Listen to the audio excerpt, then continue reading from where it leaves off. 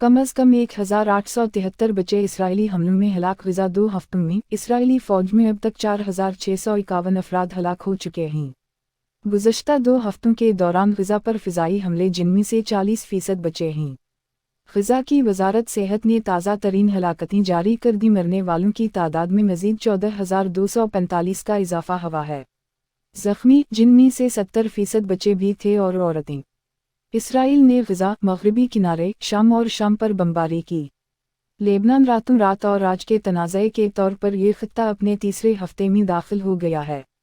जंगी तैयारों ने महसूर इलाक़ों में अहदाफ़ को निशाना बनाया। मकबूजा मग़रिबी किनारे में पिटी और एक मस्जिद मुबैना तौर पर हमास के अस्करियत पसंदों की जानिब से इस्तेमाल किया जाता है, और साथ ही शाम में 2 हवाई अड्डे ये इसराइली दिफ़ाई अफ़वाज (IDF) के तौर पर आता है।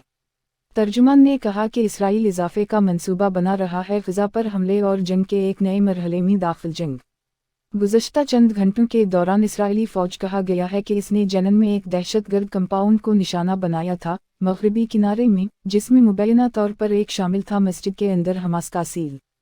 फ़लस्तीनियों का ये भी कहना था कि इन्हें ख़बरदार किया गया है शुमाली ग़ज़ा से जुनूब की तरफ बढ़ें। कई दिनों से ऐसा लगता है कि इसराइल दहाने पर है। ग़ज़ा में जुज़वी तौर पर ज़मीनी हमले का आगाज़, हमास के मुहलिक हमले पर इसका रद्दअमल। टैंक और 10,000 फ़ौजी मौजूद हैं कब्ज़ा लाइन पर जुमा, जबकि रहनुमा एक गैर वाज़ेह अगले मरहले के बारे में बात की है। ऑपरेशनज़